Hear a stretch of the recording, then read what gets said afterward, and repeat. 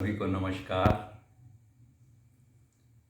प्राणायाम में बंधों का विशेष महत्व है। तो आइए जानते हैं ये बंध क्या हैं, ये कितने प्रकार के हैं और कैसे लगाए जाते हैं। बंध का शाब्दिक अर्थ है ताला लगाना या रोक देना।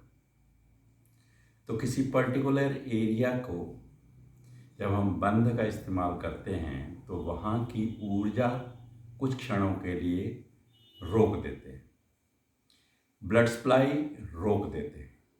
और जैसे ही बंद खोलते हैं तो वहाँ पर ऊर्जा का प्रवाह और ब्लड सप्लाई इतनी तेज़ होती है कि वहाँ पर जितनी भी रुकावटें हैं वो सब दूर हो जाती हैं। मृत सेल, जो डेड ब्लड सेल्स होते हैं, उनको रिमूव करने में सहायक है। वहाँ के एक एक अंग को ऊर्जा की सप्लाई खुलकर होती है, जिससे वो सारे अंग पोषित हो उठते हैं। तो बंध 3 प्रकार के: मूल बंध, उद्यान बंध और जालंधर बंध। और जब तीनों बंध इकट्ठे लगा दिए जाएं तो ये महाबंध कहलाता है। ये पूरक में किया जाए तो अंतः कुंभक प्राणायाम और रेचक में किया जाए तो बाह्य कुंभक प्राणायाम कहलाता है। तो मूल बंध समझें क्या है, कैसे लगाया जाता है।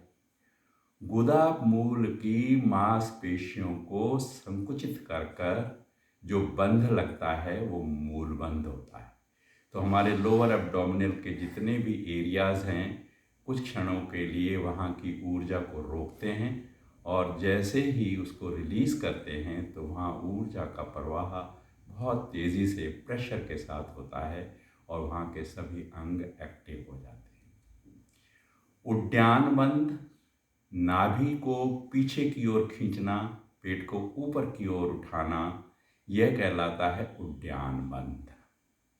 और जालंधर बंध गर्दन को नीचे झुकाकर लगाया जाता है। तो देख लें किस प्रकार। मूल बंध आपको गुदा मूल को संकुचित कर कर लगाना है। उद्यान बंध के लिए नाभि को पीछे की ओर खींचना और ऊपर की ओर तानना। और जालंधर बंध के लिए या तो गले की ये जो मसल्स हैं इनको इस प्रकार कंस्ट्रिक्ट कर लेना या गर्दन को नीचे झुका देना। तो इस प्रकार यह बंध लगाया जाता है। अब आपको ये तीनों बंध एक बार लगाकर दिखलाता हूँ, जिससे कि आपको मालूम हो ये जो महाबंध है वो कैसे लगता है। तो पहले सांस भर लेंगे, फिर गुदा मूल को संकुचित कर कर मूल बंध लगा लेंगे। फिर सांस खाली करते हुए नाभि पीछे खींचकर इसको रीढ़ की तरफ ले जाना, फिर गर्दन नीचे झुकाना,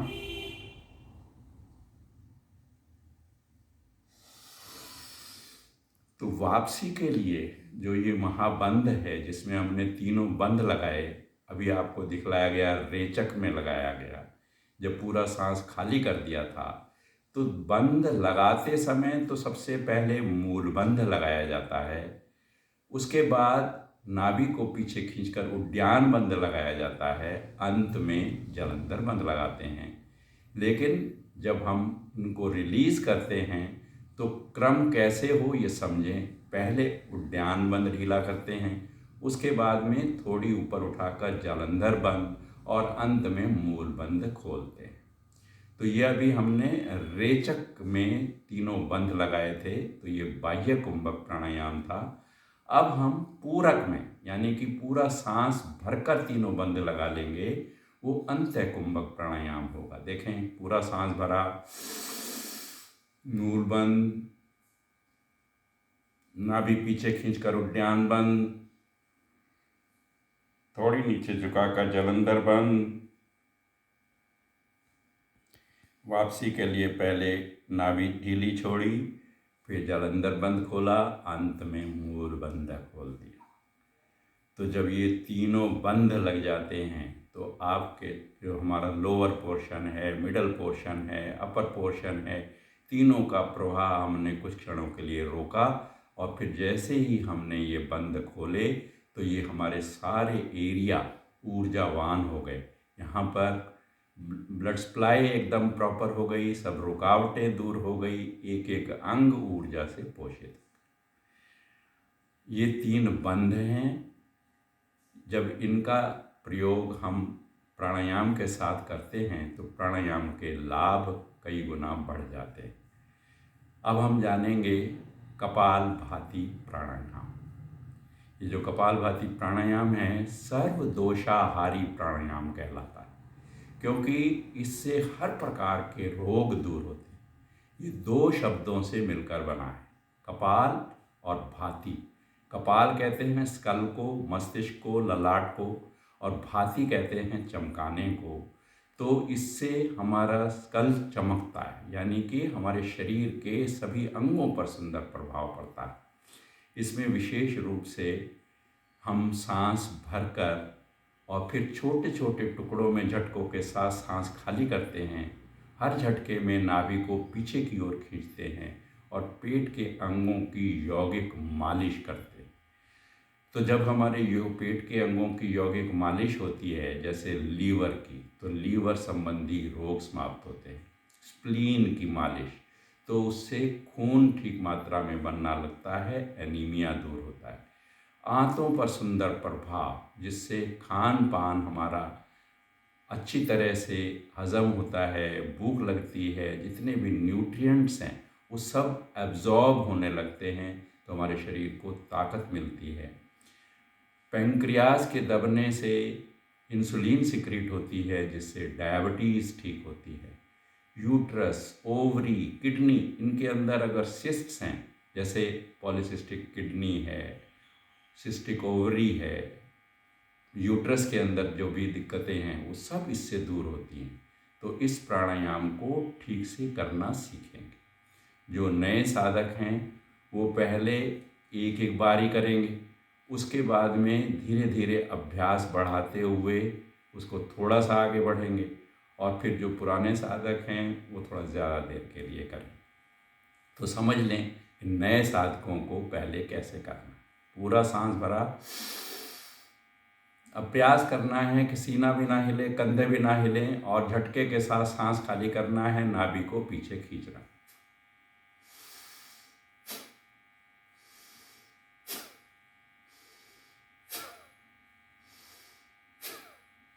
मुख की शेप नहीं बिगाड़नी। इस बात का विशेष ध्यान रखना है कि जब भी हम नाभि पीछे खींचेंगे, हमारे नाभि तो पीछे जा रही है लेकिन चेहरे पर प्रसन्नता के भाव हैं। फिर एक बार समझ लें नए साधकों को क्या करना है। पूरा सांस भरा, झटके के साथ सांस खाली और नाभि पीछे।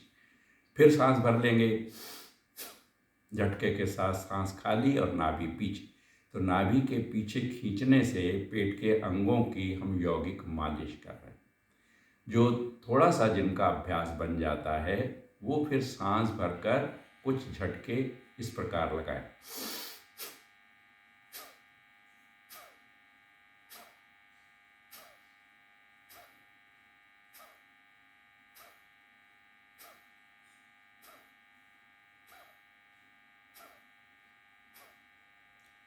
भले ही कुछ दिन हमारे लग जाएं इतना इतना अभ्यास करने में, तो पहले यही प्रयास करना है कि पहले चाहे एक झटका लगाया, उसके बाद में 5-7 झटके लगाए। तो जो पुराने साधक हैं वो इसकी स्पीड थोड़ी और बढ़ा सकते हैं। 1 सेकंड में 1 झटका लगाएं और लगातार 5 मिनट 10 मिनट तक इसका अभ्यास करें। तो देखें पुराने साधक कैसे करेंगे।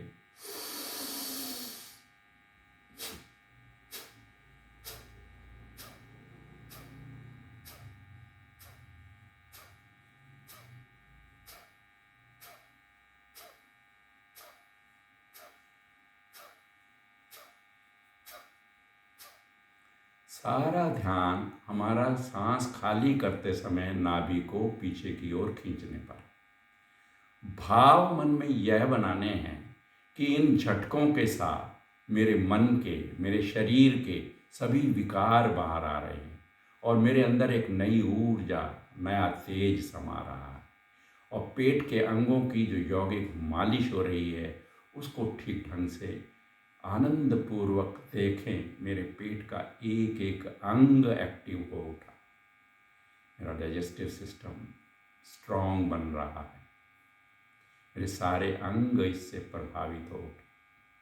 सर्वदोषाहारी प्राणायाम, कोई भी रोग हो इसको नित्य प्रति अभ्यास करें, सब इससे ठीक होते हैं।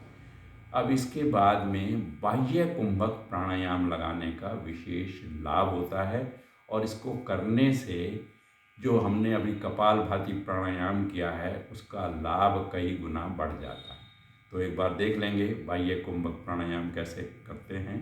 पूरा सांस भरा, गुदा मूल को सिकोड़कर मूल बंद, पूरा सांस खाली, नाभि को पीछे खींचकर उद्यान बंद, थोड़ी नीचे झुकाकर जलंधर बंद, यथाशक्ति रुकेंगे।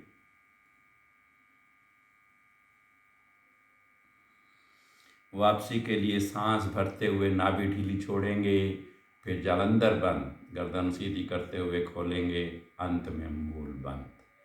तो इस प्रकार हम बाह्य कुंभक प्राणायाम इस कपालभाति के बाद कर कपालभाति के लाभ कई गुना बढ़ा सकते हैं।